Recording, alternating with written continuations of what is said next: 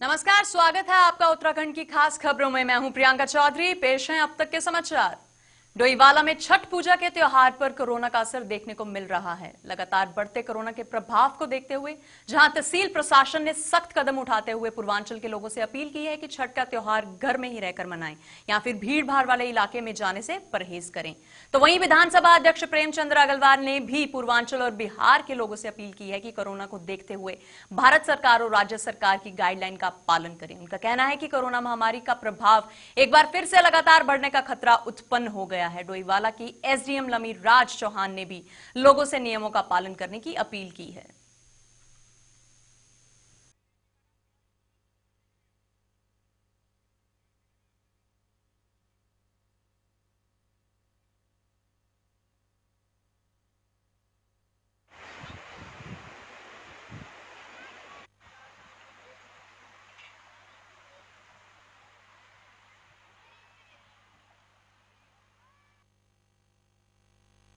भारत एक ऐसा देश है जहाँ हर दिन हमारे कोई ना कोई त्यौहार उत्सव हमारे यहाँ होते रहते हैं। और आप देखिए अभी हमारे यहाँ चूँकि दीपावली उत्सव हम लोगों ने समय बड़े उल्लास के साथ मनाया है। और इसी के बाद अब छठ पूजा जो बहुत ही महत्वपूर्ण त्यौहार हमारे पूर्वांचल समाज का रहता है, जिसमें हम लोग भी शरीक होते हैं। और जिस प्रकार से कोरोना का दोबारा से ग्राफ बढ़ने लगा, ऐसे में जैसे सरकार की जो गाइडलाइंस है छठ पूजा के लिए भी कि छठ पूजा ज़रूर मनाएं, लेकिन एहतियात के तौर पर मनाएं। जो मुझे जानकारी है कि सरकार ने जो एसओपी जारी की है, गाइडलाइन जारी की है, उसमें छठ पूजा भी अपने अपने घरों से मनाने का उनका कहना है और बहुत ज़्यादा भीड़ के बीच में ये कार्यक्रम नहीं होना है। तो मेरा सभी से अनुरोध है कि जो स्थिति इस समय कोरोना महामारी की क्या कोविड वर्तमान में जो देखने में आया है कि दिल्ली में भी काफ़ी संक्रमण के जो केस हैं काफ़ी बढ़े हैं, तो हमारा जो देहरादून डिस्ट्रिक्ट है वो बिल्कुल लगा हुआ है और यहाँ से काफ़ी लोगों का आना जाना है। तो जो संक्रमण का जो खतरा है उसको मद्देनजर रखते हुए ये डिसीजन जिला प्रशासन द्वारा लिया गया है। पूर्व मुख्यमंत्री हरीश रावत द्वारा बिजली और पानी फ्री दिए जाने के ट्वीट के बाद उत्तराखंड की सियासत गर्मा गई है। वहीं हरीश रावत के इस बात का समर्थन नेता प्रतिपक्ष इंदिरा हरदेश भी नहीं कर पा रहे हैं। नेता प्रतिपक्ष इंदिरा हरदेश का कहना है कि यह हरीश रावत की राय नहीं हो सकती, पार्टी की राय बिल्कुल नहीं है। वहीं भाजपा प्रदेश अध्यक्ष बशीधर भगत का कहना है कि जिस राज्य में बिजली और पानी के पैसे लेने के बावजूद भी सरकार चलाना मुश्किल हो रहा है, वहां फ्री बिजली पानी करके क्या हालात पैदा होंगे, ये तो आने वाला वक्त ही बता सकता है। हरीश रावत को शिगुफा छोड़ने की आदत है, इसलिए वह छोड़ते रहे, लेकिन फिलहाल ऐसी कोई परिस्थितियां राज्य में नहीं है। गौरतलब है कि हरीश रावत ने कांग्रेस सरकार आने पर पूर्व में भी बिजली और पानी फ्री किए जाने की बात को दोहराया था।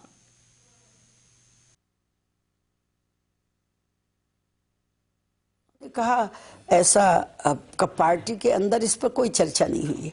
अगर वो ये प्रस्ताव रहे, देखिए ये सब चीज़ें तब होती हैं जब हम हाईएस्ट लेवल में वित्त वालों से, योजना तैयार करने वालों से बात करते हैं कि यदि हम ये फ्री करेंगे तो सरकार पर कितना बोझ पड़ेगा। तो इस पर बारीकी से बात होती है। हरीश रावत जी ने इससे पहले भी कहा था, तो उनके पास कोई योजना होगी, उस पर हम लोगों की अभी बात नहीं हुई। पिछले कांग्रेस ने जो कहे वो करे क्या? ये एक छुपुगा छोड़ने की बात है। यहाँ बिजली और पानी का पैसा लेकर भी प्रदेश चलाना मुश्किल हो रहा है और वो कह रहे हैं ऐसा। कहाँ से करेंगे? प्रदेश की आमदनी है क्या इतनी? ये दिल्ली है क्या कि यहाँ जीएसटी मिल जाएगी?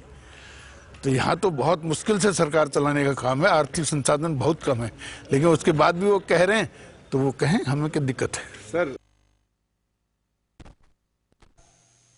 उत्तराखंड में 2022 के चुनाव के लिए बीजेपी ने तैयारी शुरू कर दी है, जिसके तहत बीजेपी के राष्ट्रीय अध्यक्ष जेपी नड्डा जल्द ही उत्तराखंड का दौरा करेंगे। प्रस्तावित कार्यक्रम के मुताबिक नवंबर अंत तक भाजपा के राष्ट्रीय अध्यक्ष 3 दिवसीय उत्तराखंड दौरे पर जा सकते हैं। इस बात की जानकारी बीजेपी प्रदेश उपाध्यक्ष और विधायक खजान दास ने दी है। उन्होंने बताया है कि नवंबर अंत तक राष्ट्रीय अध्यक्ष जेपी नड्डा का दौरा प्रस्तावित है। अपने 3 दिवसीय उत्तराखंड दौरे में जेपी नड्डा बीजेपी के जिलाध्यक्ष और पदाधिकारियों के साथ बैठक करेंगे और पार्टी की स्थिति पर चर्चा की जाएगी। खजान दास ने कहा कि राष्ट्रीय अध्यक्ष के दौरे से पार्टी कार्यकर्ताओं में ऊर्जा का संचार होगा।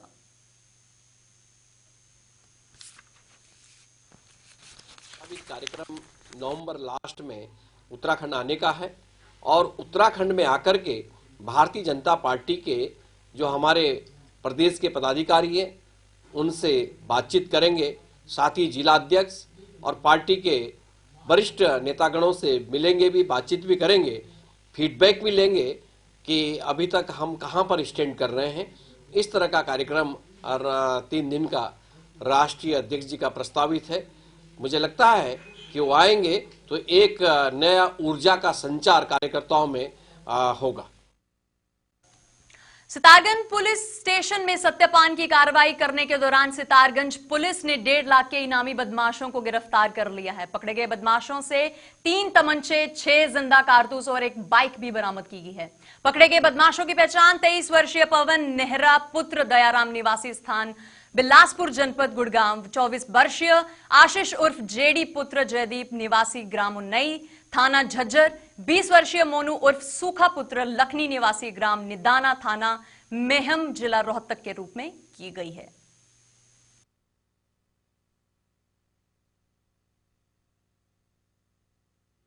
सितारगंज पुलिस ने हरियाणा राज्य के 3 दुर्दांत बदमाशों को, हत्या आरोपियों को पकड़ा है। उसमें एक पवन नेहरा है, गुड़गांव का रहने वाला है, दूसरा आशीष उर्फ जेडी है, ये झज्जर का रहने वाला है, और तीसरा मोनू उर्फ सुक्का, ये रोहतक का रहने वाला है। ये तीनों इनामी बदमाश हैं। पवन नेहरा पर जो है 1 लाख का इनाम है, आशीष उर्फ जेडी पर जो है 25,000 का इनामी है बदमाश है, और आपका जो मोनू उर्फ सुक्का है ये 50,000 का इनामी बदमाश है। इनको पुलिस मुठभेड़ में जद्दोजहद और पब्लिक की जानकारी देने पर इनको पकड़ा गया मई वाहन के, और इनको पकड़ करके जब पूछताछ की गई तो जानकारी हुई कि इनका बहुत लंबा सारा इतिहास है। ये तीनों बदमाश जो हैं विभिन्न धाराओं में मर्डर के केसों में इन्वॉल्व हैं, और ये बेसिकली घटना के बाद वहाँ से जो 2-3 दिन पूर्व में घटनाएं की हैं, घटना के बाद जो है ये पहले राजस्थान चले गए थे, फिर वहाँ से फरारी काटने के लिए यहाँ भी आए थे। हरियाणा से फरार चल रहे 3 इनामी बदमाशों को उत्तराखंड पुलिस द्वारा सितारगंज पुलिस द्वारा गिरफ्तार करके हरियाणा पुलिस के डीजीपी उत्तराखंड पुलिस को धन्यवाद दिया गया है। महानिदेशक अपराध एवं कानून व्यवस्था अशोक कुमार ने बताया कि हत्या के मामले में फरार चल रहे हरियाणा के 3 इनामी बदमाशों को उधम सिंह नगर पुलिस द्वारा गिरफ्तार किए जाने पर डीजीपी हरियाणा द्वारा फोन करके उत्तराखंड पुलिस का धन्यवाद किया गया है। उन्होंने कहा कि इन बदमाशों को गिरफ्तार करने वाली पुलिस टीम का नाम मेडल के लिए भी भेजा जाएगा।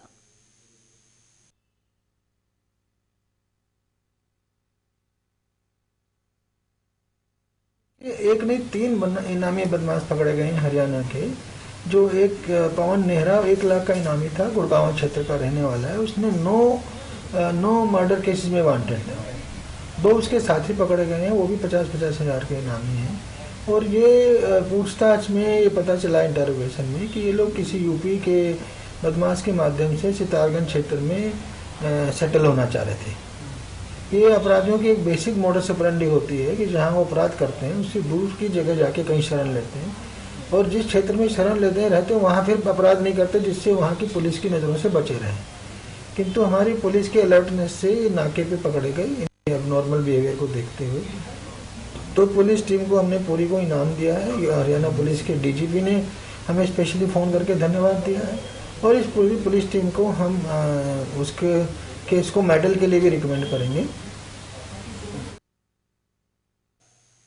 20 नवंबर से 22 नवंबर तक मसूरी स्थित होटल से वाय में होने वाली वैली ऑफ वर्ड्स साहित्य कला उत्सव का आयोजन किया जा रहा है। इस उत्सव में देश विदेश के नामांकित साहित्यकार जुड़े रहे हैं। इस उद्घाटन का तिब्बती समुदाय के धर्मगुरु आदरणीय दलाई लामा वर्चुअली करेंगे। इस दौरान फ्रांस के राजदूत एडवर्ड लीनेन मसूरी आएंगे और भारत फ्रांस के संबंधों पर चर्चा करेंगे। वैली ऑफ वर्ड्स सीजन 4 वैश्विक महामारी कोविड-19 के चलते ये उत्सव पहली बार वर्चुअली किया जा रहा है। इसमें करीब 1 लाख लोगों के जुड़ने की संभावना है, जबकि अब तक इनमें से 35,000 लोग अपना पंजीकरण करवा चुके हैं।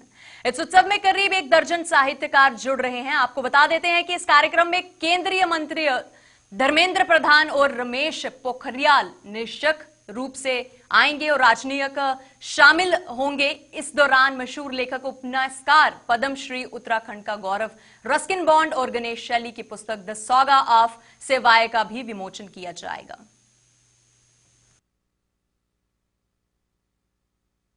ये पंजाब में है, दिल्ली में है और अलग अलग यूनिवर्सिटीज़ जो हैं इसमें जुड़ी हुई हैं। तो मेरा अपना मानना है, जो हमारा टारगेट है कि कम से कम 1 लाख लोग इस पे वर्चुअली जुड़ेंगे, क्योंकि अभी तो 2 दिन और हैं रजिस्ट्रेशन के लिए और काफ़ी ज़्यादा आप सबके सहयोग से और ज़्यादा रजिस्ट्रेशन होगी, क्योंकि जितने ज़्यादा लोग देख पाएंगे उतना ही बढ़िया होगा हमारे लिए। हाँ, वो जो ओपनिंग है वो दलाई लामा जी ने हमें मैसेज दिया है। उनका मैसेज अगर उन्होंने कहा था कि उनकी एज तो अब काफ़ी है, तो कह रहे थे अगर मैं खुद पढ़ सकूंगा तो खुद पढ़ूंगा, वरना उनके नुमाइंदे जो हैं वो मैसेज उनका पढ़ेंगे। लक्सर शुगर मिल की विधि विधान के साथ गन्ना पिर्रई सत्र शुरू हो गया है, जिसका उद्घाटन खानपुर विधायक कुंवर प्रताप सिंह चैंपियन ने किया। सबसे पहले मिल परिसर में हवन यज्ञ का आयोजन किया जाएगा। इस अवसर पर मिल महाप्रबंधक अजय खंडेलवाल भी मौजूद थे। इस मौके पर विधायक कुंवर प्रणव चैंपियन ने कहा कि शुगर मिल और किसान एक दूसरे को पूरक एवं पोषक हैं, इसलिए दोनों का एक दूसरे के लिए ख्याल रखना काफी जरूरी है। उन्होंने कहा कि किसानों की तमाम समस्याओं के निदान के लिए वे 24 घंटे उपलब्ध रहते हैं। विधायक ने यह भी दावा किया कि इस बार किसानों के गन्ना मूल्य भुगतान के लिए वह पहले से भी बेहतर स्थिति उपलब्ध करवाकर देंगे। वहीं मिल महाप्रबंधक अजय खंडेलवाल ने बताया कि इस बार चीनी के उत्पादन ज्यादा नहीं करेंगे, एथनॉल पर ज्यादा फोकस रहेगा ताकि किसानों के भुगतान में कोई दिक्कत ना हो। उन्होंने बताया कि इस बार मिल ने 1 करोड़ 40 लाख क्विंटल से अधिक पिर्रई का लक्ष्य रखा है।